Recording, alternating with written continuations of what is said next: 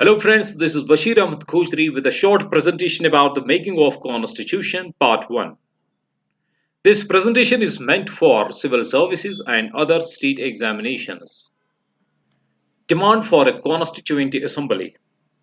It was in 1934 that the idea of Constituent Assembly for the first time was put forward by M. N. Roy.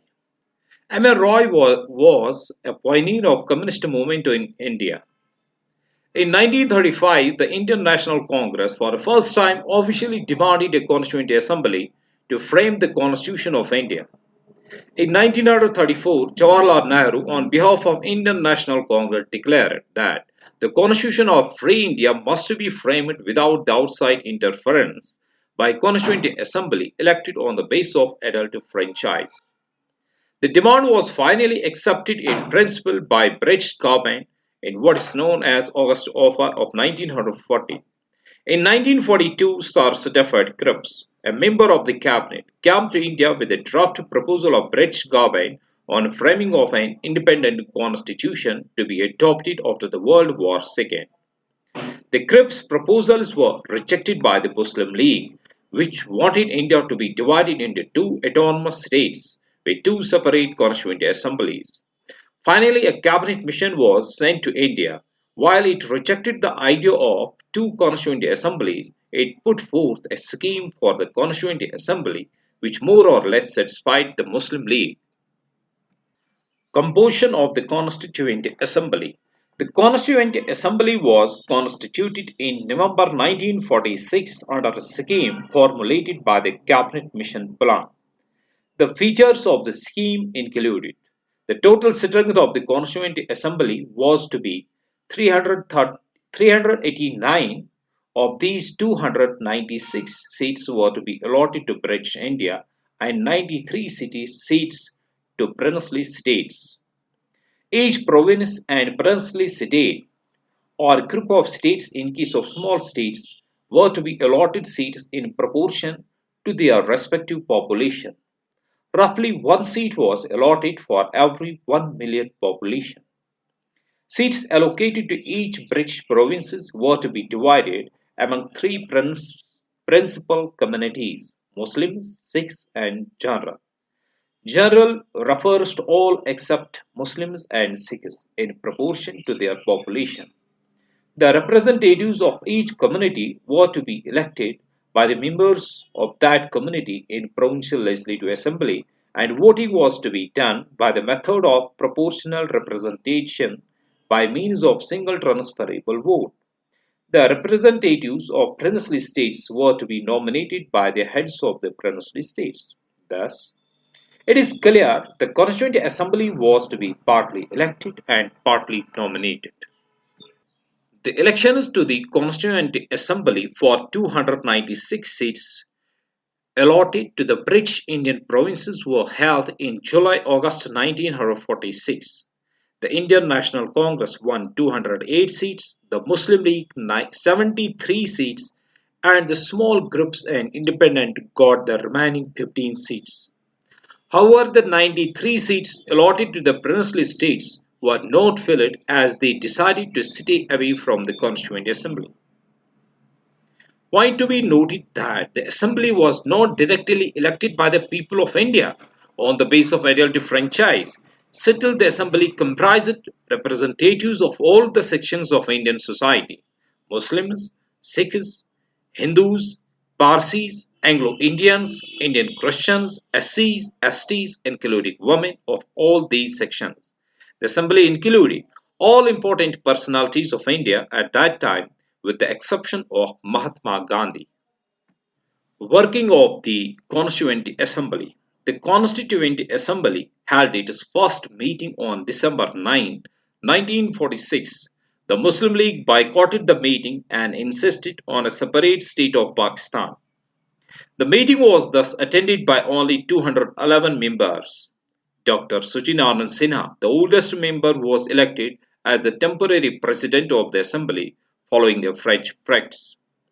Later, Dr. Rajendra Prasad on 11 December 1946 was elected as the president of assembly.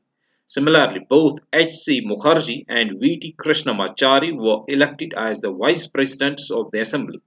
In other words, the assembly had one elected president and two vice presidents. Objectives Resolution on December 13, 1946, Pandit Jawaharlal Nehru moved the historic Objective Resolution in the Assembly. It laid down the fundamentals and philosophy of the constitutional structure.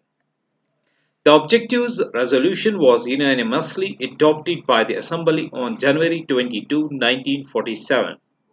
It influenced the eventual shaping of the Constitution through all its subsequent stages. Its modified version forms the preamble of the present Constitution.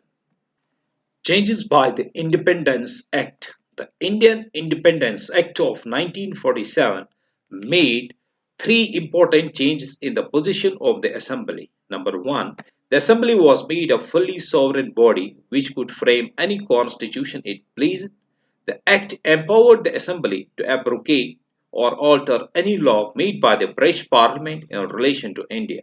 Number two, the Assembly also became a legislative body. In other words, two separate functions were assigned to the Assembly, that is, making the constitution for free India and enacting of ordinary laws for the country. These two tasks were to be performed on separate days. Thus, the Assembly became the first parliament for free India. Whenever the Assembly met as the constituent body, it was chaired by Dr. Rajendra Prasad, and when it met as legislative body, it was chaired by G.V. Mavlankar. These two functions continued till November 26, 1949, when the task of making the constitution was over. The Muslim League members hailing from the areas including in the Pakistan withdrew from the Constituent Assembly for India. Consequently, the total strength of the assembly came down to 299 as against 389, originally fixed in 1946 under the Cabinet Mission Plan. The strength of the Indian provinces, formerly British provinces, was reduced from 296 to 229, and those of the princely states from 93 to 70. The state-wise membership of the Assembly as on December 23, 1947 will be shown in the next video. Other functions performed. In addition to making of the Constitution and enacting the ordinary laws, the Constituent Assembly also performed the following functions. It ratified India's membership of the Commonwealth in May 1949. It adopted national flag on July 22, 1947. It adopted national anthem on January 24, 1950. It adopted the national song on January 24, 1950.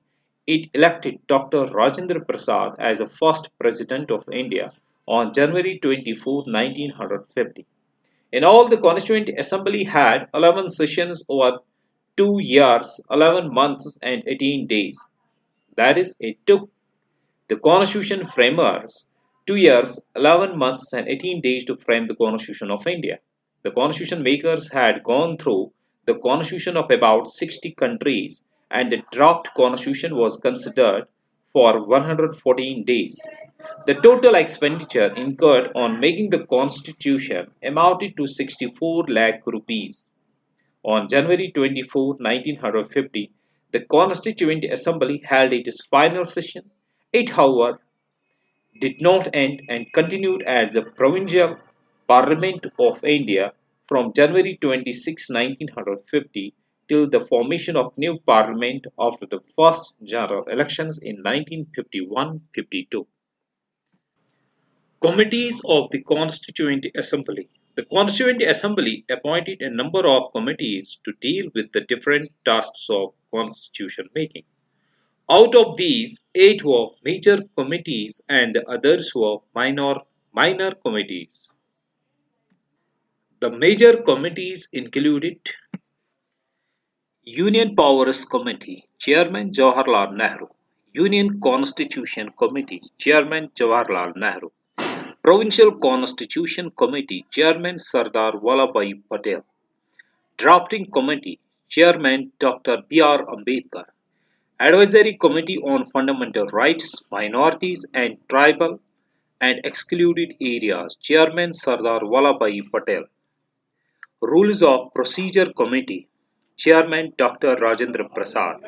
Status Committee for Negotiating with the States Chairman Jawaharlal Nehru and Steering Committee Chairman Dr. Rajendra Prasad.